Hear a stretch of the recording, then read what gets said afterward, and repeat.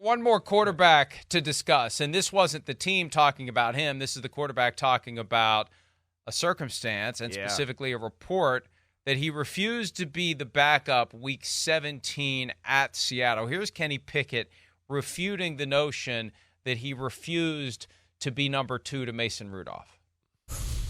I saw reports out there that I feel like we're attacking, my character and how I am as a person, not even getting into a player standpoint of it.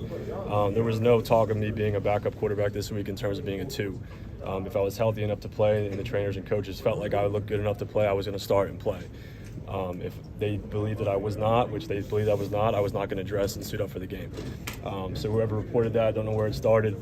It's kind of crazy what people will write and put out there to try to, prove their point or help their standpoint or their careers and what you guys do.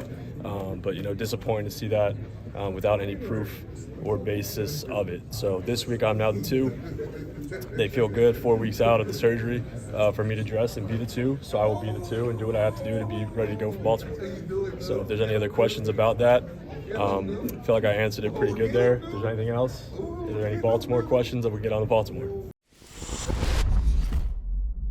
Well done. Well done. Kenny Pickett. Now look, here's where I think a lot of this came from. Yeah. He's got the ankle injury. He had surgery. He's missed a few games. Yeah. He traveled to Seattle with the team, which created the impression he would be the backup. Yeah. Practice some, right? If you're going to leave him home, because that whole emergency third quarterback thing, if you get down to your third guy, you're already screwed.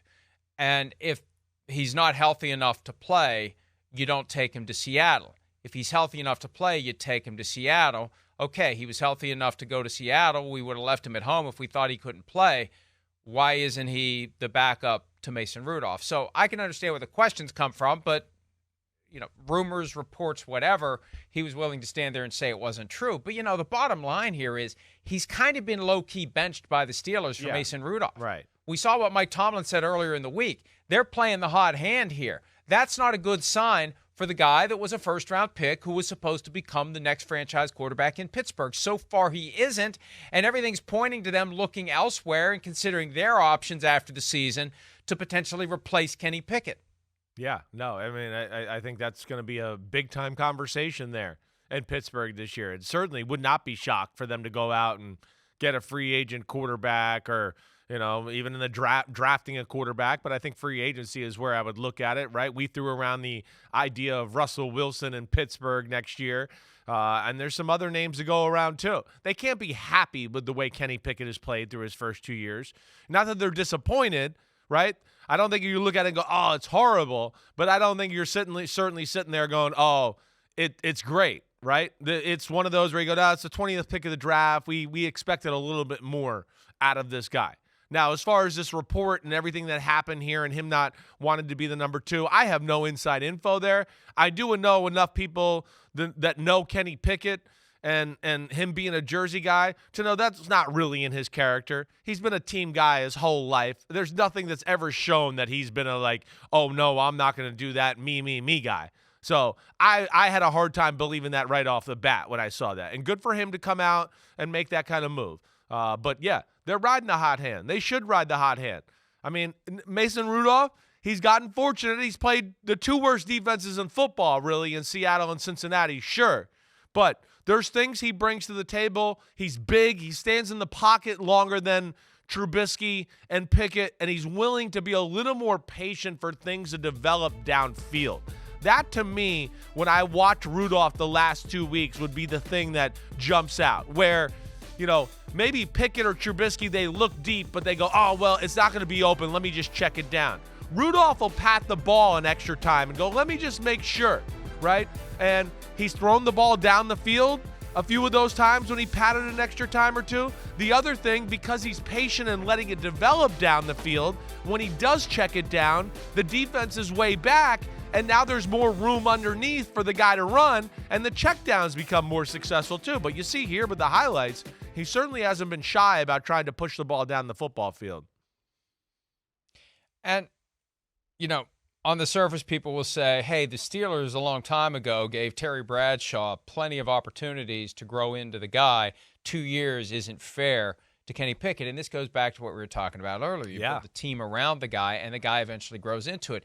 And it doesn't mean they're going to get rid of him. It doesn't mean he's going to be off the team. He's got a 4-year, fully guaranteed contract. It is not an expensive contract as quarterback contracts go. Yeah. They could keep him, and they could bring in somebody else. We could have a Terry Bradshaw, Terry Hanratty, Joe Gilliam situation for a year or two in Pittsburgh, while Kenny Pickett maybe eventually proves himself. I'm looking at the starts for Terry Bradshaw and other quarterbacks from 70 through 74. Fifth year, 74 is when they won their first Super Bowl.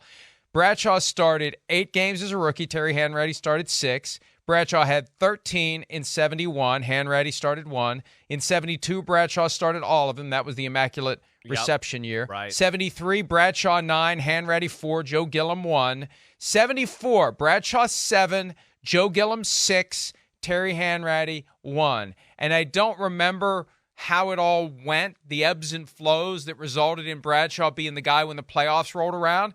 But win, Super Bowl, and Bradshaw is cemented 5 years in. So they might not just say Kenny Pickett's out the door. They can afford to say Kenny Pickett's just on the bench, or Kenny Pickett's competing, and if he's good enough, he'll play. If he's not, he won't.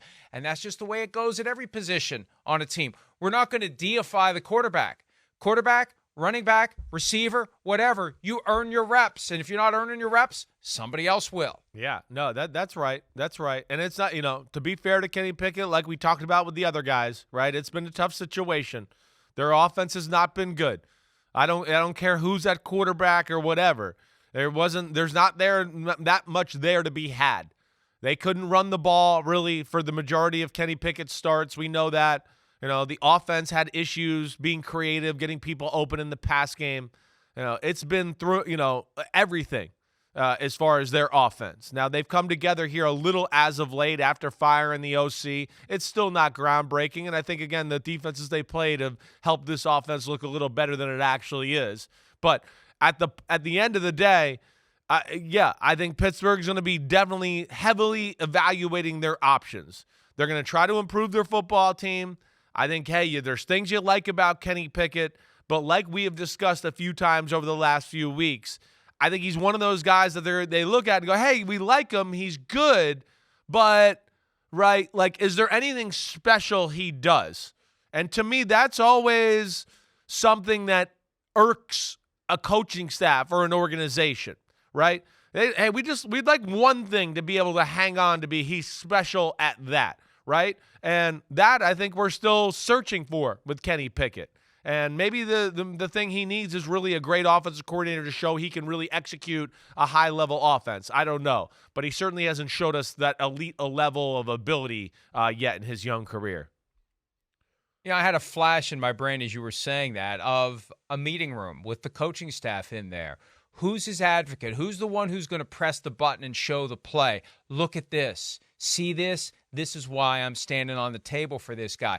Where is the Kenny Pickett highlight reel? That's that you right. Look at it and say, that's right. Ooh, wow, damn, oh, man, yes, he's the guy. We got to ride him. And I'm sorry if that sounds critical, but we're just basing it on what we've seen. Where is the Kenny Pickett highlight reel that would get a member of that coaching staff to say, he's the guy, unquestionably, that we need to be building this offense around? And if that was the case, it wouldn't be Mason Rudolph going into a must-win game Saturday at Baltimore. Hi, it's Mike Florio. Thanks for watching PFT on YouTube. Hit subscribe for the latest news and analysis from Pro Football Talk.